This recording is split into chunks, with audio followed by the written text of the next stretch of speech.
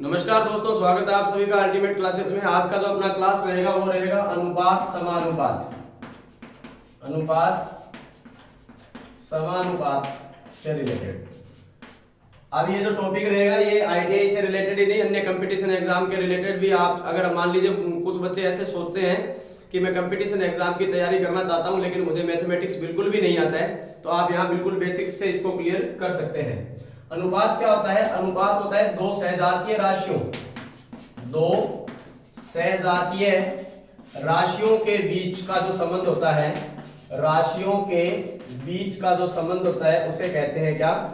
बीच के संबंध को अनुपात कहते हैं। ठीक है ना?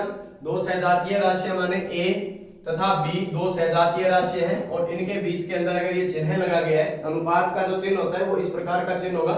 आप सभी इसको भली भांति जानते भी हैं। अनुपात को आप a अनुपात b इस प्रकार भी लिख सकते हैं। इसे आप भिन्न रूप में a बटे b यानी इस प्रकार भी इसे आप लिख सकते हैं। इसमें मेनली पूछे जाने वाली कौन सी बात है कि इसके अंदर जो पहले जो अंक लिखा गया है इसे कहते हैं क्या? पूर्व पद। क्या कहते हैं? पूर्व पद या प्रथम पद। क्या कहते हैं इसको? पूर्व पद या प्रथम पद। तथा ये जो बाद में लिखा गया अक्षर होता है, बाद में लिखी गई जो राशि है, इसे कहते हैं क्या? उत्तर पद। उत्तर पद या फिर इसे कहते हैं क्या? अंतिम पद। समझ में आ गया होगा।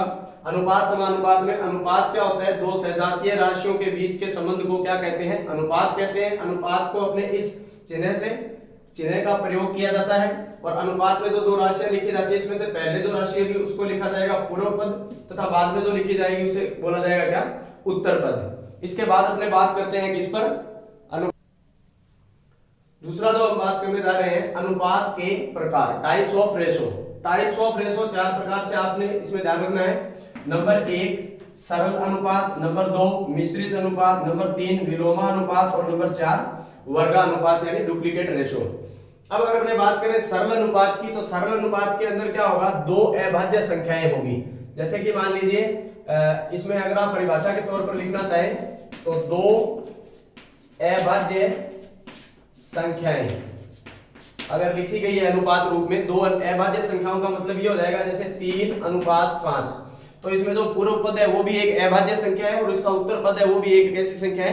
अभाज्य संख्या है। तो इस प्रकार का जो अनुपात होता है इसे बोलते हैं सरल अनुपात। या मान लीजिए अगर मैं लिख देता हूं यहां पर कितना? 6:9। तो देखिए ये दोनों संख्याएं कैसी है? दोनों ही भाज्य संख्याएं हैं, तो इसे हम सरल अनुपात नहीं कहेंगे। इनको अगर अपने सरल करना चाहें तो ये कौन से पाढ़े में? 3 के पाढ़े से 3 दुए 6 और इसको अगर 3 के पाढ़े से करेंगे तो कितना हो जाएगा? 3 तिये 9।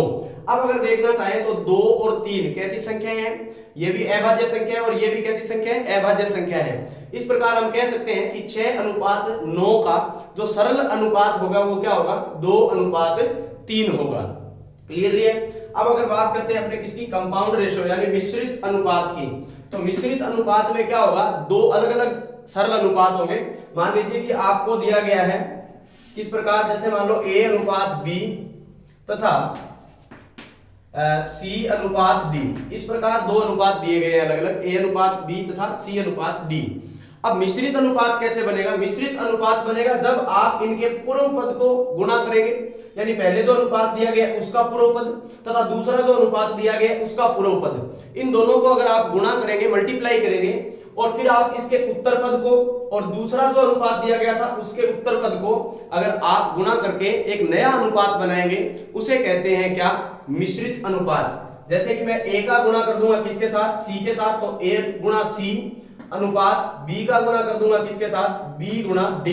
तो आपके पास ये जो रेशो बनेगा, ये जो अनुपात बनेगा, इस अनुपात को हम कहेंगे क्या? मिश्रित अनुपात। इसका एक एग्जांपल अगर आप लेना चाहें तो किस प्रकार लिखेंगे? प्रश्न इस प्रकार पूछा जाएगा, यदि 2:3 तथा 5:6 दिए गए अनुपात हैं, इनका मिश्रित अनुपात ज्ञात कीजिए। क्या ज्ञात कीजिए? इनका मिश्रित अनुपात। तो मैंने बताया इनके पूर्व पदों को आपस में गुणा कर दीजिए। 2 का गुणा कर दीजिए किसके साथ? 5 से, 2 पद कितना हो जाएगा? 10 और 3 का गुणा कर दीजिए 6 के साथ, तो 6 दूनी 12, 6 तिये कितना हो जाएगा? 18। इस प्रकार जो अनुपात प्राप्त हुआ 10:18, ये जो अनुपात होगा ये क्या कहलाएगा? मिश्रित अनुपात कहलाएगा। क्लियर है सभी को? उसके बाद बात करते हैं विलोमा अनुपात पर। विलोमानुपात क्या होता है? देखिए कोई भी चैप्टर करने से पहले अगर आप डायरेक्ट ये सोचते हैं कि न्यूमेरिकली हो तो वो भी होंगे, लेकिन पहले आपको इसका बेसिक पता होना चाहिए। तो बेसिक में क्या है कि विलोमानुपात क्या होता है? ये आपको दिए गए अनुपात के पदों को अगर पलट करके रख दिया जाए, क्या कर दिया जाए इसमें, अगर आप थोड़ा सा शॉर्टली नोट कर लेना, क्या करना है इसमें, पदों को पलट कर अगर लिखेंगे तो जो अनुपात प्राप्त होगा वो क्या होगा, अपने को विलोमानुपात प्राप्त होगा। ऊपर वाले इरेज कर देता हूं मैं इसको। यहां अपने देखते हैं कि विलोमानुपात क्या होता है। जैसे आपको दिया गया ए अनुपात बी, ए अनुपात बी का विलोमानुपात ज्ञात कीजिए। तो इसके लिए आपको सॉल्यूशन में क्या करना होगा, सिर्फ ये करना होगा बी अनुपात ए अनुपात बी का जो विलोमानुपात होगा वो क्या होगा, बी अनुपात ए होगा। अगर मान लीजिए इस प्रकार लिखा गया है पी अनुपात क्यू, तो इसका विलोमानुपात क्या होगा, Q अनुपात P। इस प्रकार आप इसको विलोमानुपात में कन्वर्ट कर सकते हैं, बदल सकते हैं। चलिए इसके बाद में बात करते हैं वर्गानुपात। अब वर्गानुपात सभी को अपने आप ही समझ में आ जाना चाहिए कि जो भी अनुपात दिया गया है वो पूर्व पद हो चाहे उत्तर पद हो, उनका वर्ग करना होगा। जैसे A अनुपात B, इसका अगर आपको ज्ञात करना है क्या, वर्गानुपात ज्ञात करने के लिए क्या करना होगा, A गुणा A अनुपात B गुणा B। तो इस प्रकार जो अनुपात प्राप्त होगा माने A स्क्वायर अनुपात B स्क्वायर। अगर एक एग्जांपल लेना चाहे 3 अनुपात 5 का वर्गानुपात ज्ञात कीजिए, तो 3 का वर्ग क्या हो जाएगा 9 और 5 का वर्ग क्या हो जाएगा 25। इस प्रकार 3 अनुपात 5 का वर्गानुपात जो होगा वो क्या होगा 9 अनुपात 25 होगा। तो चारों आपको क्लियर हो गए होंगे। चलिए नेक्स्ट टॉपिक उठाते हैं अपने इसमें। इसके बाद हम बात करते हैं समानुपात। अनुपात हमने पढ़ लिया, अनुपात के प्रकार पढ़ लिए हमने। अब हम बात करते हैं समानुपात पर। और समानुपात के लिए आपको चिन्ह का जो प्रयोग करना होगा वो इस प्रकार का एक चिन्ह प्रयोग करना होगा। परिभाषिक तौर पर अगर बात करें तो दो अनुपात अगर आपको दिए गए हैं, या मैं यूं कह सकता हूं कि दो बराबरी के अगर अनुपात होंगे, दो अनुपात जो कि वैल्यू क्या हो उनकी सेम हो, इक्वली हो। एग्जांपल के तौर पर अगर देखना चाहें तो 2 अनुपात 3 बराबर होगा किसके, 4 अनुपात 6 के। तो ये आप अगर इस प्रकार से दे रखा है आपको 2 अनुपात 3 बराबर है 4 अनुपात 6। अब ये 4 अनुपात 6 इसके बराबर कैसे है, क्योंकि इसको जब आप सॉल्व करेंगे तो इसको 2 के पहाड़े से अगर इसको काटने का प्रयास करेंगे तो यहाँ आ जाएगा 2 और यहाँ कितना हो जाएगा 3। तो 2 अनुपात 3 और इधर 2। अब इनको कैसे लिखा जा सकता है, इस प्रकार का अगर अनुपात है तो उसे हम कह सकते हैं कि 2 अनुपात 3 समानुपात 4 अनुपात 6। इस प्रकार हम इसको लिख सकते हैं। ऐसे और भी एग्जांपल आप ले सकते हो। तो ये है अपना क्या, समानुपात। परिभाषिक तौर पर मैं बता रहा था आपको, इसको क्या लिख सकते हैं अपने, दो अनुपातों के बराबरी, इक्वली बराबरी के अनुपात को समानुपात कहते हैं, समानुपात कहते हैं। जैसे एग्जांपल और भी अगर आप लेना चाहें तो जैसे मान लीजिए आपने 5 अनुपात 7 बराबर 10 अनुपात 14 है। तो ये भी अपने पास क्या है, बराबरी के अनुपात है। क्योंकि जब आप इसको कैंसिल करोगे तो 2 के पहाड़े से करोगे 5, इधर कितना हो जाएगा 7। तो बराबरी के अनुपात है। तो इनको आप लिख सकते हो, किस प्रकार लिख सकते हो, समानुपात की फॉर्म में लिख सकते हो। यानी 5 अनुपात 7 समानुपात 10 अनुपात 14। क्लियर है सभी को। समानुपात क्या होता है, दो अनुपातों के बराबरी के अनुपात को, यानी ये एक अनुपात है और एक अनुपात ये है, ये दोनों किस प्रकार के अनुपात है, बराबरी के अनुपात है। क्योंकि इसको भी सॉल्यूशन करोगे तो आपके पास 5 अनुपात 7 ही प्राप्त होगा, और यहाँ भी क्या है 5 अनुपात 7 ही है। तो इस प्रकार के जो अनुपात होंगे उन्हें आप समानुपात की फॉर्म में इस प्रकार लिख सकते हैं। चलिए नेक्स्ट जो अपना टॉपिक है, अब हम बात करेंगे किस पर, समानुपात के प्रकार। थोड़ी देर पहले हमने अनुपात के प्रकार पर बात की थी, टाइप्स ऑफ रेशो। तो टाइप्स ऑफ रेशो तो 4 प्रकार के थे, लेकिन टाइप्स ऑफ प्रोपोर्शन की बात करें तो कितने प्रकार के हैं, 2 प्रकार के हैं। नंबर 1 वित्तक समानुपात या वित्तानुपाती भी कई बार लिखा आता है इसमें, और दूसरा है अपने पास क्या, सरल समानुपात। तो इसके अंदर क्या ध्यान में रखना है, वित्तक समानुपात का अगर इंग्लिश में आप देखेंगे तो इसे बोलते हैं कंटिन्यूड। कंटिन्यू क्या होगा कि इसमें अगर कोई 3 राशियां हैं, कितनी राशियां हैं, 3 राशियां, और उन तीनों राशियों का जो अनुपात है, जैसे मान लीजिए अपने पास A B C 3 राशियां हैं और इनका जो अनुपात इस प्रकार बनना चाहिए, ए अनुपात बी समानुपात बी अनुपात सी। अगर इस प्रकार बन रहा है तो हम इसे क्या लिख सकते हैं, ए बटे बी समानुपात में मतलब बराबर है किसके, बी बटे सी। अब अगर आप इसको सॉल्व करना चाहें अपने सरलीकरण नियम से क्रॉस मल्टीप्लाई करके, तो आप क्या लिख सकते हैं, इसको आप b को b से गुणा करेंगे, आ जाएगा क्या, b स्क्वायर बराबर a का c से गुणा करेंगे, क्या आ जाएगा, ac।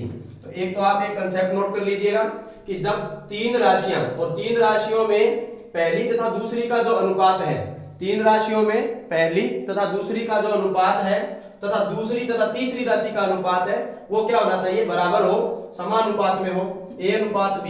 इसका एक एग्जांपल देखना चाहे तो आप इस प्रकार देख सकते हैं, मान लीजिए 8 अनुपात 16 समानुपात 16 अनुपात 32।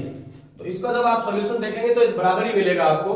किस प्रकार, जैसे ये a है तथा ये b है, अब a अनुपात b, अब b को ही वापस ले रहे हैं तो b अनुपात c, ठीक है ना। ये बराबर कैसे होगा, आप इसको सॉल्व करके देखेंगे तो 8 एकम 8, 8 दुए 16 समानुपात 16 एकम 16 और 16 दुए 32।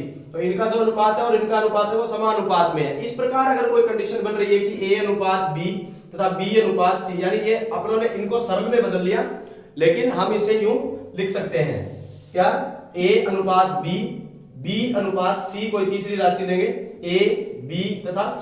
तो ये जो अनुपात होगा इसे हम क्या कहेंगे, कंटिन्यूड प्रोपोर्शन या वित्तता अनुपाती। अगला बात करते हैं अपने किस पर, सरल अनुपात। सरल समानुपात के अंदर क्या है कि जब किसी अनुपात में एक राशि घटती या बढ़ती है और उसी के सापेक्ष अगर आप पहली राशि को बढ़ा रहे हैं तो दूसरी राशि में भी बढ़ोतरी हो रही है, और अगर आप एक राशि को कम कर रहे हैं और दूसरी राशि में कमी आ रही है। जैसे मान लीजिए कोई व्यक्ति 5 पेन खरीदता है, 5 पेन कितने के खरीदता है, मान लीजिए 60 रुपए में खरीदता है। अगर वो 10 पेन अगर खरीद रहा है तो कितने रुपए में हो जाएंगे, 120 रुपए में। यानी यहाँ पर अगर आप पेनों की संख्या को बढ़ा रहे हो तो आपके जो पैसे जो खरीद लग रहे हैं या खर्च कर रहे हो उनमें भी बढ़ोतरी हो रही है। या आपने यूं कहे कि 5 पेन 60 के हैं, एक पेन अगर खरीदना हो तो कितने रुपए में होगा, 12 रुपए में होगा। तो इधर अगर आप पेन में कमी कर रहे हैं तो उधर राशि में भी क्या हो रही है, कमी हो रही है। इस प्रकार के जो रेशो होते हैं उन्हें बोलते हैं सरल समानुपात या अनुलोमानुपाती। क्या लिखेंगे इसे, अनुलोमानुपाती। अब पेपर में अगर इस प्रकार पूछा जाए कि अनुलोमानुपाती क्या होता है, अनुलोमानुपाती, तो इन चीजों को आपने लैंग्वेज पर सेट रखना है कि अनुलोमानुपाती किसे कहते हैं, सरल समानुपात को ही कहते हैं। जब किसी एक राशि के बढ़ने पर दूसरी राशि बढ़ती हो या किसी एक राशि के घटने पर दूसरी राशि घटती हो तो उसे कहते हैं क्या, अनुलोमानुपाती। अब मैं आपको बताता हूं कि अनुपात समानुपात से रिलेटेड जो आपको सरल करने होंगे क्वेश्चन, उनमें बेसिकली क्या कंसेप्ट रहता है। उसमें आपको ये ध्यान में रखना है सबसे पहले कि प्रश्न में दिया क्या गया है। एक बात, सबसे पहले स्टेटमेंट क्या होगी, कथन क्या होगा, दिया गया है, अपने इस पर ध्यान देंगे। नंबर 1, प्रश्न में दिया गया है, उसको आप पहले पढ़ेंगे। दूसरा, आप क्या कंसेप्ट करेंगे, एक का मान ज्ञात करेंगे, एक का मान, और उसके बाद में क्या करेंगे, गुणक मेथड का यूज करेंगे। मतलब क्या होता है इसका, जैसे मान लीजिए आपको ये बोल दिया जाए कि प्रश्न, आपको एक एग्जांपल लिखता हूं मैं अभी, उसके बाद समझ में आ जाएगा ये। जैसे ये एक मैंने प्रश्न लिखा है यहाँ पर कि यदि राम ने 270 यूनिट बिजली के 1080 रुपए दिए हों तो बताइए 115 यूनिट के कितने रुपए देने होंगे। तो इस प्रकार आपको सबसे पहले क्या दिया गया है, उसमें दिया गया है कि 270 यूनिट का जो खर्च है वो कितना है, 1080 रुपए। तो दिया गया स्टेटमेंट आप यहां से उठाएंगे कि 270 यूनिट के कितने रुपए लग रहे हैं, 270 जो यूनिट है उसके रुपए लग रहे हैं कितने, 1080। इसमें से आप क्या कीजिए, एक यूनिट का खर्च निकाल लीजिए कि एक यूनिट का खर्च कैसे निकालेंगे, 1080 बटे 270, ये एक का मान निकाल लिया। इसमें अगर आपको कुछ समझ नहीं है तो आप ये देखिए, मैंने अभी बताया था कि 12 पेन जो है वो मान लिए कितने रुपए के हैं, 60 रुपए के हैं। तो बताइए एक पेन कितने का होगा, 60 बटे 12। तो इस प्रकार हम निकाल सकते हैं एक का मान, एक पेन कितने का है। उसी प्रकार मैं बात करूं 270 यूनिट का जो मूल्य है वो कितना है, 1080। तो एक का अगर मूल्य निकालना होगा तो ये 270 इसके भाग में चला जाएगा। इसको जब आप कैंसिल आउट करोगे तो 27 चौके कितना हो जाएगा, 8 हो जाएगा, यानी 1 यूनिट का खर्च आ रहा है कितना 4। अब गुणक मेथड क्या है, गुणक मेथड ये है कि आपसे कितने का पूछा गया है बताइए 115 यूनिट का खर्चा, तो 1 का मान आ गया 4। अब आपसे 115 का पूछे, चाहे आपसे 100 यूनिट का खर्च पूछे, चाहे आपसे 200 यूनिट का खर्च पूछे, तो जो 4 1 का मान 4 कितने का पूछा हुआ है 115 का, तो इसको 115 से गुणा कर दीजिए, 4 पंजे 20 हासिल 2, 4 एकम 4 और 2 6, 4 एकम 4, यानी 115 यूनिट के लिए उसको कितना देना पड़ेगा 460 रुपए देने होंगे। तो तीन बातों को आपने ध्यान में रखना है। दिया गया क्या है 270 यूनिट बराबर 1080 रुपए, उसमें से 1 का मान कैसे निकालेंगे, 1 का मान निकालने तो ये 270 भाग में चला जाएगा, ये सभी सवालों के लिए रहेगा। और उसके बाद में गुणक मेथड का मतलब क्या होता है कि अगर 1 की वैल्यू आपने फाइंड आउट कर ली है तो आपसे कितने का ज्ञात करना है, कितने का पूछा गया है, उससे आप इसको मल्टीप्लाई कर देंगे, जो भी आपका 1 का मान होगा तो आपके पास आंसर प्राप्त हो जाएगा। चलिए अब इसके कुछ न्यूमेरिकल उठाते हैं, प्रश्नों को देखते हैं। कुल 4 प्रश्न मैंने अभी बोर्ड पर लिखे हैं। प्रश्न संख्या 1 में आपको दिया गया है 4:5 समानुपात x:10। इसमें आपको x की वैल्यू फाइंड आउट करनी है। मैंने आपको बताया था अगर समानुपात में दिया गया हो, दिया गया 4:5 समानुपात x:10, समानुपात में दिया गया हो तो क्या करेंगे, बाह्य पदों का गुणनफल बराबर होगा किसके, मध्य पदों के गुणनफल के। तो 5 गुणा x, इन मध्य पदों का गुणा आपस में हो जाएगा, और ये दिया गया हमें 4 गुणा 10। इससे जब कैंसिल आउट करोगे 5 एकम 5 और 5 दुए कितना हो जाएगा 10। x बराबर वैल्यू कितनी आ जाएगी आपके पास 8।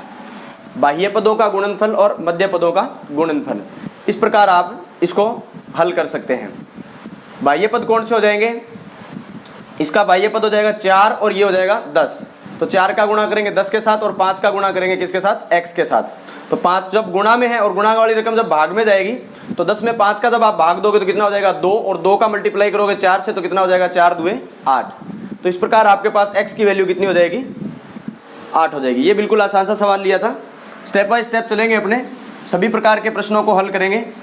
प्रश्न संख्या 2 में आपको क्या दिया गया है, प्रश्न संख्या 2 में दिया गया है कि 15 पेनों का मूल्य 219 रुपए हो तो 25 पेनों का मूल्य ज्ञात कीजिए। अभी मैंने आपको थोड़ी देर पहले ही यूनिट्स वाला जो सवाल करवाया था उसके अकॉर्डिंग आपको दिया गया स्टेटमेंट उठाना है। सबसे पहले दिया गया कि 15 पेनों का मूल्य 219 रुपए है, यानी आपको यहाँ क्या दिया गया है 15 पेन और इसका मूल्य कितना दिया गया है 219 रुपए। 15 पेन का मूल्य अगर 219 रुपए तो हमें सबसे पहले क्या निकालना है, एक पेन का मूल्य निकालना है। और एक पेन का अगर मूल्य निकालेंगे तो 219 बटे क्या हो जाएगा 15। दिया गया था 15 पेन का मूल्य 219 रुपए, एक पेन का अगर मूल्य निकालेंगे तो ये कहाँ चला जाएगा, हमारे भाग में चला जाएगा। अब हमें ज्ञात क्या करना है, 15 पेन का मूल्य 219 हो तो 25 पेनों का मूल्य है। अगर अपने को गुणक दिया गया है एक का मान और उसके बाद में गुणक कितने से गुणा करेंगे, 25 पेनों का मूल्य ज्ञात करना है तो हम इस राशि को क्या कर देंगे 25 से गुणा कर देंगे। अगर हमें 25 पेनों का मूल्य निकालना है तो 219 बटे 15 को हम गुणा कर देंगे किससे, 25 के साथ। कंपटीशन एग्जाम में भी ऐसे क्वेश्चन बार बार पूछे गए हैं, ग्रुप डी में तो बहुत ज़्यादा पूछे जा रहे हैं। 5 के पाड़े से जब इसको काटोगे 5 दुए 10, 5 तिये 15 और 5 पाँचे कितना हो जाएगा 25, 9 और 1 10 और 2 12, इन सभी का योग 12 बढ़ रहा है। इसका मतलब इस रकम में 3 का पूरा पूरा भाग चला जाएगा। जब आप इसको 3 से काटेंगे 3 7 21 और 3 तिये कितना हो जाएगा 9। अब आप 73 को 5 से मल्टीप्लाई करेंगे, 5 तिये कितना हो जाएगा 15, हासिल 1, 7 5 35 और 1 कितना हो जाएगा 36। तो आंसर कितना हो जाएगा इसका 365। तो दोबारा देख लीजिएगा, 15 पेनों का मूल्य 219 हो तो 25 पेनों का मूल्य क्या होगा। तो 15 पेन 219 के हैं, एक पेन का मूल्य अगर ज्ञात करेंगे तो 219 के अंदर क्या 15 का भाग लग जाएगा, ये दो रकम भाग में चली जाएगी। 25 पेनों का पूछा है तो 25 से क्या कर देंगे गुणा। एक पेन का मूल्य आपको पता चल गया, 25 का पूछ रहा है तो आप 25 से मल्टीप्लाई करेंगे, इसको सॉल्यूशन करेंगे तो आपके पास कितना आंसर आ जाएगा 365। चलिए प्रश्न संख्या 3 की ओर चलते हैं। प्रश्न संख्या 3 हमें दिया गया है, यदि 25 आदमी किसी कार्य को 36 घंटे में मिश्र अनुपात का क्वेश्चन मैंने आपको बता देता हूं। आपको क्या करना है, फॉर्मूला आपने बार बार पहले सुना भी होगा, MDH/W बराबर MD और H बटे क्या लिखेंगे हम W। M का मतलब यहाँ पर मशीन या मैन, आप आदमी या किसी भी मशीन से ले सकते हैं। D का मतलब क्या हो सकता है, दिनों की संख्या। H का मतलब होता है हॉर्स यानी घंटों की संख्या। अगर आप दूसरी तरफ रख रहे हैं तो दूसरे व्यक्तियों की संख्या, दिनों की संख्या, और यहाँ पर क्या रख सकते हैं घंटों की संख्या। W का मतलब किया गया कार्य 1 और यहाँ पर क्या लिखेंगे 2। MDH ये याद रह जाएगा, बटे में क्या लिखना है W। अब अगर आप इस फॉर्मूले को प्रयोग कर रहे हैं, इस फॉर्मूले में से अगर आपके पास सभी रकमें हैं, जैसे 1 2 3 4 5 6 7 8, कितनी टोटल होगी इसमें 8 हमारे पास ऐसी राशियां हैं। इनमें से आपके पास कोई 7 वैल्यू हो तो आप किसी एक का मान निकाल सकते हैं। अगर यही क्वेश्चन इस प्रकार दिया जाए कि ये 2 वैल्यू नहीं दी गई अगर आपको मान लीजिए, तो आप फॉर्मूले को इतना यूज कर सकते हैं, m1 d1 बराबर होगा किसके, m2 d2। मतलब ये है कि प्रश्न के अकॉर्डिंग आपको जितनी वैल्यू दी जाए, अगर आपको व्यक्तियों की संख्या, दिनों की संख्या और दूसरे व्यक्तियों की संख्या और दिनों की संख्या, इन 4 पे अगर आधारित सवाल पूछा जा रहा है तो आप केवल 4 के साथ कंसेप्ट बना लेंगे। अगर आपके पास ये 3 और इन तीनों पर सवाल दिया जा रहा है तो आप ये तीनों लिख सकते हैं। जो वैल्यू आपको दी गई है उसके अकॉर्डिंग आप इस फॉर्मूले को यूज कर सकते हैं। क्लियर है। अब हमारा जो प्रश्न हमें दिया गया था उस प्रश्न के अकॉर्डिंग देखिए क्या दिया गया है। यदि 25 आदमी मेन यानी m1 और किसी कार्य को 36 घंटे में, मतलब अपने को घंटों की संख्या h1 दिया गया है, तो 15 आदमी यानी m2 उसे कितनी देर में कर सकते हैं, इस कार्य को कितने दिन में, कितने समय में कर सकते हैं, यानी h2। m1 h1 m2 h2 हमने इतना ही अप्लाई किया है। क्यों? क्योंकि हमें व्यक्तियों की संख्या और घंटों की संख्या दी गई है। दोबारा फिर हमें व्यक्तियों की संख्या और घंटों की संख्या हमें याद करनी है, तो उस फॉर्मूले में से हमने उतना ही वैल्यू उठाया है जितना हमें प्रश्न के अकॉर्डिंग आवश्यक है। तो यहाँ पर देखिए 25 आदमी, तो मैं यहाँ पर लिखूंगा 25 गुणा कितने घंटे में कर सकते हैं, ये 36, और m2 का मान हमें दिया गया है कितना, कितने आदमी, तो 15 आदमी, तो यहाँ पर लिखेंगे 15 गुणा कितने समय में क्या कर सकते हैं, तो इसको h2 कर लीजिए या फिर x लिख लीजिए। अब इसको अगर आप डायरेक्ट जानते हैं, ये गुणा वाली रकम है, ये कहाँ चली जाएगी, भाग में चली जाएगी, और इससे इसको कैंसिल आउट कर सकते हैं। तो आप डायरेक्ट यहाँ पर देखिए 5 के पाड़े से काटेंगे, 5 दूए 10, 5 3 15, 5 5 कितना हो जाएगा 25, 3 के पाड़े से इसको काटेंगे, 12 दूनी 24, 12 3 कितना हो जाएगा 12 दूनी 24, 12 36, यानी ये 15 से आप इन दोनों को काट चुके हैं।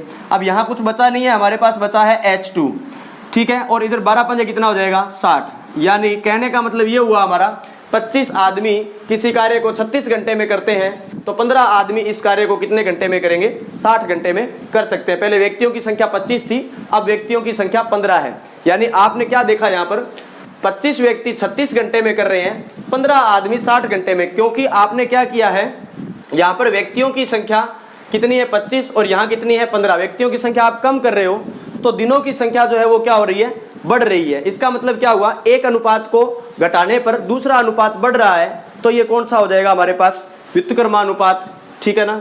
तो इस प्रकार के प्रश्नों को आप ऐसे हल कर सकते हैं। दोबारा देख लीजिएगा, 25 आदमी 36 घंटे में कर सकते हैं, तो 25 इंटू 36 और 15 इंटू x लिखेंगे और इसको सॉल्व करेंगे समीकरण को। अगला दिया गया किसी टंकी का 3/5 भाग अगर 10 मिनट में भर जाता है, कोई टंकी है उसका 3/5 भाग अगर कितने देर में भर सकता है, 10 मिनट में भर जाता है, तो शेष भाग भरने में कितना समय लगेगा। पहले आपको ये पता होना चाहिए कि शेष भाग कितना है आपके पास। ये आपके पास एक टंकी है, इसमें से 3/5 भाग को अगर घटाएंगे, एक पूरा भाग है, इसमें से 3/5 भाग को अगर आप घटाएंगे तो आपके पास शेष भाग की वैल्यू आ जाएगी। तो ये एक पूरा टैंक था, इसमें से 3/5 भाग को घटाना है। आप इसके बटे में 1 लगा करके लघुत्तम लेकर के भी इसको सोल्व कर सकते हैं, जबकि मैंने आपको इसका एक आसान तरीका डायरेक्ट कैसे बताया हुआ है। आपको जोड़ना हो या घटाना हो तो कैसे कर सकते हैं, 5 एकम 5, 5 माइनस 3 कितना हो जाएगा, 5 माइनस 3 हो जाएगा 2, और बटे में क्या लिखेंगे 5। ये आ गया हमारा शेष भाग। टंकी का शेष भाग है कितना, 2/5, यानी अभी तक टैंकी कितनी खाली है, 2/5 भाग टैंक जो है हमारा खाली है। ये एक पूरा टैंक है, इसमें से 3/5 भाग को भरने में 10 मिनट लग रहे हैं, तो शेष भाग कितना बचा, पहले शेष भाग निकालेंगे, 1 माइनस 3/5। तो इसको जब घटाव करेंगे, 5 एकम 5, डायरेक्ट देख लीजिएगा, 5 एकम 5 माइनस 3, तो 5 एकम 5 माइनस 3 करोगे तो कितना हो जाएगा 2, और बटे में क्या लिखेंगे 5, ठीक है। तो ये 2/5 भाग जो है ये हमारा क्या है, शेष भाग है। लेकिन हमें स्टेटमेंट क्या दिया गया है, स्टेटमेंट में दिया गया है कि 3/5 भाग 10 मिनट में भरता है। दोबारा हम यहां देखते हैं साइड में कि अगर 3/5 भाग भरने में समय लग रहा है कितना, में 10 मिनट, एक भाग पूरा भरने में कितना समय लगेगा, 1 का मान निकालना है, तो ये जो रकम है, जितनी भी रकम है, ये कहां चली जाएगी, 3/5 कहां चला जाएगा, बटे में चला जाएगा। अब ये डबल बटा है तो इसको सरल कैसे करेंगे, नीचे वाली जो भिन्न है ये पलट जाएगी और ये क्या बन जाएगी, 5/3 बन जाएगी। तो ये आ गया हमारे पास एक टैंक भरने में जो भी मिनट लगेंगे वो।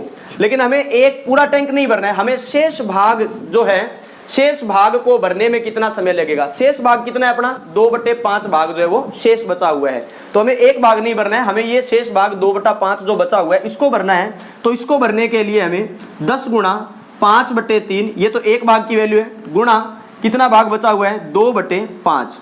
इसको हम जब कैलकुलेट करेंगे तो 5 से 5 कैंसिल हो जाएगा, तो यहाँ कितना हो जाएगा 10 दूए 20, 20 भाग 3 कितना हो जाएगा 10 दूए 20 और 20 भाग 3 मिनट लगेंगे। 20 भाग 3 मिनट का मतलब कितना हो जाएगा, हमें कितने लग जाएंगे, भाग करेंगे हम 20 में अगर 3 से तो कितना हो जाएगा 3 छिके 18 और 2 ये बचेंगे हमारे पास, यानी 6 से ही 2/3 मिनट लगेंगे। कितना टाइम लगेगा 6 से ही 2/3। अब अगर आपके पास ये 6 से ही 2/3 ऑप्शन में नहीं दिया गया हो और किस प्रकार हो कि ये 6 मिनट, इनको अगर आगे सेकंड में चेंज करना हो तो हम कैसे करेंगे, 6 तो पूरे मिनट लग रहे हैं हमारे पास, और ये 2/3 मिनट जो हैं 2/3 मिनट को सेकंड में अगर चेंज करें तो 1 मिनट में कितने होते हैं 60 सेकंड। 2/3 का पूछा हुआ है तो यहाँ पर 60 से गुणा करोगे तो ये अब सेकंड में चेंज हो जाएगा। 3 के पाड़े से इसको कैलकुलेट करेंगे तो कितना आ जाएगा 3 दूए 6 यानी 20 3 60 हो जाएंगे, और 2 दूए कितने हो जाएंगे 4 यानी 40 सेकंड। यानी मैं इसको दूसरे शब्दों में ऐसे लिख सकता हूँ 6 मिनट और कितना 40 सेकंड का समय लगेगा। दोबारा देख लीजिएगा कि किसी टंकी का 3/5 भाग 10 मिनट में भरता है। 3/5 कितने मिनट में भर रहा है 10 मिनट में। एक पूरा टैंक भरने में लगेगा 10/3/5, ये एक का मान आ गया। इसको थोड़ा सरल करेंगे तो ये नीचे वाला जो भिन्न है ये पलट जाएगा, 5/3 बन जाएगा, एक की वैल्यू आ गई। अब आपसे पूछा किसका है, आपको पूछा गया है कि शेष भाग भरने में कितना समय लगेगा। तो शेष भाग जो हमारा होगा वो कौन सा होगा, शेष भाग ये है हमारे पास टैंक, एक टैंक है पूरा, इसमें से 3/5 भाग हमने भर लिया है, तो पूरे टैंक में से 3/5 को जब घटाएंगे तो हमारे पास शेष वैल्यू आ जाएगी कितनी 2/5। तो शेष भाग का अगर मिनटों में निकालना है तो 2/5 से क्या करेंगे, इसको मल्टीप्लाई करेंगे, 5 से 5 कैंसिल आउट हो जाएगा, 10 दूए 20, 20/3, 20/3 मिनट का समय लगेगा। अब ये भी ऑप्शन में हो सकता है, इसको और सिंप्लीफाई करें तो ये आ जाएगा 6 से ही 2/3 आ सकता है, या फिर मैं यूं कहूँ 6 मिनट और 2/3 मिनट जो है ये इनको हम सेकंड में चेंज करेंगे तो 2/3 को गुणा कर देंगे किससे 60 से, क्योंकि ये मिनट है और मिनट को अगर आपने सेकंड में चेंज करना है तो 1 मिनट में 60 सेकंड है, तो 2/3 मिनट को अगर चेंज करना है तो 60 से गुणा करेंगे तो हमारे पास ये 3 के पड़े से इसको कैंसिल करोगे 20 और 20 दूए कितना हो जाएगा 40, 2/3 मिनट, या फिर मैं यूं कह सकता हूं कितना 40 सेकंड। तो टोटल समय कितना लेगा 6 मिनट और 40 सेकंड। कुछ और ऐसे ही प्रश्न देखते हैं अभी। नेक्स्ट जो आप प्रश्न देख रहे हैं इसमें मैं सबसे पहले आपको प्रश्न संख्या 7 थोड़ा बता देता हूं ताकि ये जगह नीचे से खाली हो जाएगी। प्रश्न संख्या 7 में दिया गया है, दिए गए चित्र में यदि एक छड़ की लंबाई 2.75 मीटर है और यदि L1 और L2 का अनुपात 2:3 हो तो L1 व L2 की लंबाई मीटर में ज्ञात कीजिए। इस प्रकार का भी प्रश्न, चित्रीय प्रश्न पूछा जाएगा आपसे। इसमें आपको एक छड़ दी गई है, छड़ की कुल लंबाई आपको कितनी दी गई है 2.75, L1 और L2 का अनुपात दिया गया है 2:5। इस प्रकार के प्रश्नों में आपको ये देखना है कि यहाँ पर आपको जो डाटा दिया गया है ये आपको क्या दिया गया है, छड़ की कुल लंबाई दी गई है, छड़ की लंबाई 2.5, टोटल लंबाई दे रखा है यहाँ पर। तो यहाँ पर अपने को जो अनुपात दिया गया है इनको भी आपने क्या करना है, टोटल रखना है। 2 और 3 इनका अगर अपने योग करेंगे कुल कितना हो जाएगा, इसका हमारे पास 5 हो जाएगा। ठीक है, ये कुल हमारे अनुपातिक रूप में ये कुल है, और यहाँ पर जो लंबाई मीटर में दे रखी है ये कुल कितना है हमारे पास 2.75, यानी ये L1 और L2 दो अलग अलग टुकड़े थे, इनको अगर अपने ने योग कर दिया तो हमारे पास कुल कितना हो गया 5, और यहाँ पर कुल लंबाई कितनी हुई है 2.75। एक तो अनुपात रूप में दी हुई है और एक मीटर में दी हुई है, दोनों को हम क्या करेंगे बराबर रखेंगे। तो 5 जो है वो बराबर है किसके 2.75 के। यहाँ से हम एक की वैल्यू निकालेंगे, 2.75 बटे में क्या हो जाएगा यहाँ पर 5 हो जाएगा। अब आप चाहें तो दशमलव हटा लें, यहाँ पर बटे में क्या लिख सकते हैं 100 लिख सकते हैं। 5 के पढ़े से ये कैंसिल आउट हो जाएगा, 5 से जब आप इसको कैंसिल आउट करोगे तो कितना हो जाएगा आपके पास, 5 से करोगे तो 5 5 25, 2 बचेगा, फिर से 5 5 25, एक की वैल्यू आ गई आपके पास कितनी 55/100। कितना आ गया आपके पास एक का मान। पहले आपको दिया गया स्टेटमेंट, तो दिया गया स्टेटमेंट ये है कि कुल लंबाई 2.75 है, तो ये 2.75 है, ये किसके बराबर होगी, इन दो टुकड़ों के बराबर होगी। 2 दो भाग अलग है, 3 भाग अलग है, लेकिन टोटल भाग करोगे तो ये टोटल लंबाई आ जाएगी इसकी कितनी 5। 5 बराबर है किसके 2.75 के। एक की वैल्यू निकालोगे तो ये 5 का चला जाएगा भाग में, दशमलव हटाएंगे बटे में 100 आ जाएगा। 5 के पहाड़े से इसको कैंसिल करोगे, 5 5 25, 27 बन रहा है ना इधर, 5 5 25, 2 बचेगा वो इसके आगे लगाओगे फिर से 25 बनेगा, तो 5 5 कितना हो जाएगा 25। यानी भाग करके भी आप इसको देख सकते हैं 55 बटे 100, ये एक की वैल्यू है। आपसे पूछा है कि L1 व L2 की लंबाई ज्ञात कीजिए मीटर में, तो L1 और L2 की अलग अलग निकालनी है। तो L1 की अनुपातिक संख्या कितनी है 2 है, एक का मान 55 है, आपको L1 का निकालना है तो L1 की अनुपातिक संख्या से गुणा कर दीजिए। और अगर आपको L2 की लंबाई चाहिए तो ये जो भी आपकी एक की वैल्यू आई हुई है यहाँ पर, इसका आप L2 की अनुपातिक संख्या से गुणा करेंगे तो आपके पास L2 का मान आ जाएगा। जैसे एक की वैल्यू 55 बटे 100 है, तो अगर मैं इस 55 बटे 100 को गुणा कर देता हूं किससे 2 से गुणा कर देता हूं, क्योंकि 2 क्या है L1 की वैल्यू है अनुपातिक संख्या। L1 की अनुपातिक संख्या कितनी है 2। अगर मैं इसे 2 से गुणा करूंगा तो हमारे पास L1 की लंबाई आ जाएगी, कितना आ जाएगा 55 दुए कितना हो जाएगा 110 बटे में कितना है हमारे पास 100, 100 से इसको भाग करेंगे कितना आ जाएगा 1.1 मीटर। ये तो हुआ हमारा किसका वैल्यू L1। अगर मैं इस एक के मान को जो हमारा यहाँ पर आया 55 बटे 100, इसी वैल्यू को अगर मैं क्या करूं L2 की अनुपातिक संख्या है 3, अगर इसे मैं 3 से मल्टीप्लाई कर देता हूं तो हमारे पास जो वैल्यू आएगी वो आ जाएगी L2 की। 3 से जब मल्टीप्लाई करेंगे 5 3 15, 5 3 15 और 1 16 बटे में कितना हो जाएगा 100, 165 बटे 100 भाग लगाएंगे कितना आ जाएगा 1.65 मीटर। तो ये दोनों ही वैल्यू आपके पास आ जाएगी। दोबारा देखिए इस सवाल को किस प्रकार करना है। आपको दिया गया L1 और L2 की अनुपातिक संख्या, यानी इस इतने टुकड़े का मान 2 है, इस इतने टुकड़े का मान 3 है, तो टोटल मान कितना हो जाएगा 3 और 2 5 हो जाएगा। जबकि इसकी टोटल लंबाई मीटर में कितनी दी हुई है 2.75। तो अनुपातिक रूप में जो कुल लंबाई है वो 5 है, मीटर में जो कुल लंबाई है वो कितनी है 2.75। ये भी लंबाई है और ये भी लंबाई है, इसलिए हम इन दोनों को क्या कर सकते हैं बराबर रख सकते हैं। 5 बराबर है 2.75 के, तो एक का मान अगर निकालेंगे तो ये 5 भाग में चला जाएगा, दशमलव उठाएंगे बटे में 100 आ जाएगा, मतलब एक की वैल्यू आ गई 55 बटे 100। अब अगर आपको L1 की निकालनी है तो इस एक के मान को आप L1 से गुणा कर दीजिए, क्योंकि L1 की संख्या कितनी है 2 है, तो इसका गुणा 2 से किया तो हमारे पास L1 की वैल्यू आ जाएगी। लेकिन इस एक की वैल्यू को 55 बटे 100 को अगर आप 3 से गुणा कर देते हैं तो आपके पास किसकी वैल्यू आ जाएगी L2 की वैल्यू आ जाएगी। अब अपने देखते हैं ऊपर जो प्रश्न दिया गया था, ये प्रश्न मैं इरेज कर रहा हूं यहां से।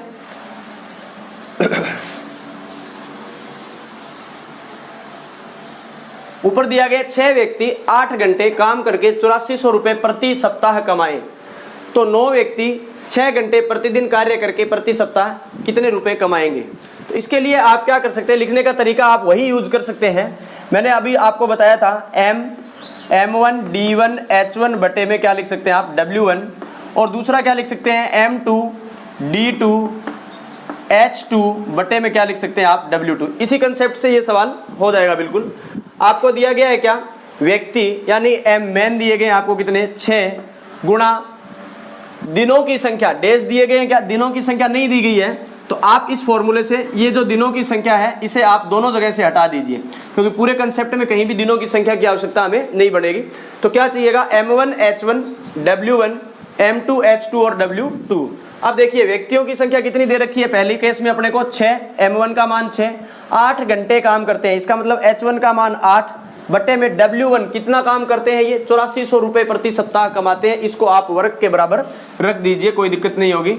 8400 बराबर M2 व्यक्ति, दूसरे केस में व्यक्ति कितने दिए हुए प्रति सप्ताह कमाए, यहाँ पर एक सेंटेंस पूरा हो चुका है, एक बात पूरी हो गई है यहाँ पर। तो 9 व्यक्ति 6 घंटे, अब दूसरे में कितने 9 व्यक्ति, तो मैन की जगह कितने रखेंगे 9 गुणा कितने घंटे काम कर रहे हैं 6, कितने रुपए कमाएंगे प्रति सप्ताह, तो उसे हम x मान लेते हैं, या हम इसे यहाँ पर क्या लिख सकते हैं W2 लिख सकते हैं, या कमाए गए पैसे जो हैं उनको हम कुछ भी लिख सकते हैं। ये अपने को वैल्यू कैलकुलेट अब करनी है। इसे जब हम सोल्व करेंगे तो देखिए 6 से 6 कैंसिल हो जाएगा, जब बीच में बराबर का चिन्ह हो तो ऊपर से ऊपर और नीचे से नीचे आप इसको काट सकते हैं, मैंने पहले भी आपको बताया था। 6 से 6 कैंसिल आउट हो जाएगा। ये क्यों हो जाता है ऐसा देख लीजिए, 8 के गुणा में 6 है, अब ये गुणा वाली रकम अगर पक्षांतरण करें तो भाग में जाएगी। 8 के गुणा में जो 6 है ये गुणा वाली रकम पक्षांतरण करें तो कहाँ जाएगी, भाग में, तो भाग में जाएगी तो 6 से 6 क्या हो जाएगा, कैंसिल हो जाएगा। इस प्रकार आप डायरेक्ट ही याद रखें, बीच में बराबर का चिन्ह हो तो आप ऊपर से ऊपर काट सकते हैं और नीचे से नीचे काट सकते हैं, मतलब अंश को अंश के साथ और हर को हर के साथ डायरेक्ट इसको काट सकते हैं, कैंसिल कर सकते हैं। अब अगर अपने इसमें भाग देने की कोशिश करें तो 8 के पाड़े से देखिए, 8 एकम 8, 4 उतारेंगे तो भाग जाएगा नहीं, 0 उतार करके एक 0 उतार लेंगे, 8 5 40, कितना हो जाएगा ये 1050। ऊपर दोनों वैल्यू कट चुकी है, कैंसिल हो गया।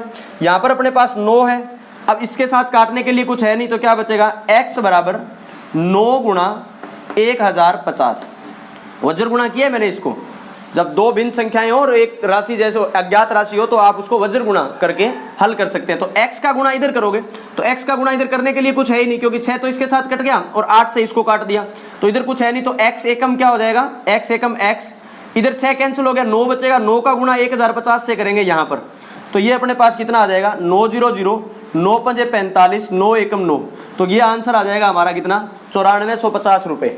कितने रुपए, 9450 रुपये जो है प्रति सप्ताह कमाएंगे। M1 H1 M2 H2 W1 W2, यहाँ वर्ग की जगह मैंने यहाँ पर जो पैसे दिए गए थे 8400 रुपये प्रति सप्ताह कमा रहे हैं, उन्हें मैंने यहाँ पर यूज़ किया है, तो आप भी इन्हें इस तरीके से इन सवालों को कर सकते हैं। छठा सवाल आप खुद कर सकते हैं इसी के अकॉर्डिंग, जो अभी मैंने सवाल किया इसी कंसेप्ट में सेम देखिए, क्योंकि ये आपके करने लायक है तो आप कर सकते हैं इसे।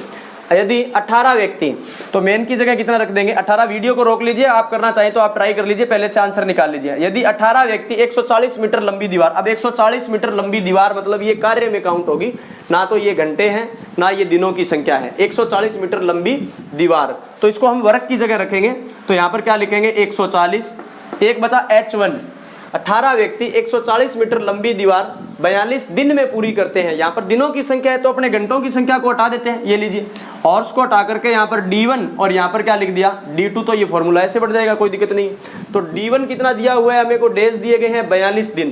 फर्स्ट लाइन में हमें जो दिया गया उसके अकॉर्डिंग देखिए दोबारा, यदि 18 व्यक्ति, मेन मतलब कितने हैं, 18 व्यक्ति 140 मीटर लंबी दीवार 42 दिन में पूरी करते हैं, तो 42 आ जाएगा, बराबर दूसरी लाइन में क्या लिखा हुआ है, तो 30 व्यक्ति, यानी m का मतलब मान कितना हो जाएगा, 30 व्यक्ति ऐसी 100 मीटर लंबी दीवार, बट्टे में कितना हो जाएगा 100 मीटर लंबी दीवार कितने दिन में बना सकते हैं, तो इस डेज को आप D2 लिख लीजिए, चाहे आप x लिख लीजिए, कैंसिल आउट करना है जैसे मर्जी, आप इसको सरलीकरण करें, 0 से 0 कैंसिल हो जाएगा, नीचे से नीचे, और 0 से ये 0 कैंसिल हो जाएगा।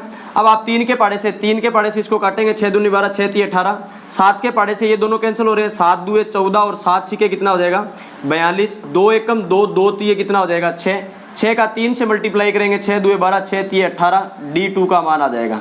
तो कितने दिनों की आवश्यकता होगी उन्हें, कितने दिन में बना सकेंगे, तो 18 दिन में बना सकेंगे। इसी प्रकार का सवाल कुछ और भी उठाएंगे अपने। नेक्स्ट जो क्लास रहेगा उसके अंदर हम पूरा का पूरा अनुपात समानुपात से रिलेटेड 20 से 30 या जितने भी आधे घंटे या 35 मिनट या 40 मिनट की क्लास में जितने भी क्वेश्चन अपने से हो पाएंगे उतने क्वेश्चन अपने करेंगे। इस वीडियो को आप ज़्यादा से ज़्यादा शेयर उन लोगों को कीजिए जो लोग रेगुलर अभी फर्स्ट ईयर में ITI कर रहे हैं। सभी लोग अगर आप जुड़ जाएंगे, अच्छे व्यू आने लग जाएंगे और अच्छे कमेंट और लाइक आने लग जाएंगे, तो बिल्कुल मैं आपका पूरा सिलेबस जो भी है फर्स्ट ईयर का, इंजीनियरिंग ड्राइंग का और इसका जो है वर्कशॉप कैलकुलेशन का पूरा कंप्लीट करवाया जाएगा। ठीक है, have a nice day from my side. आज के लिए इतना ही है दोस्तों।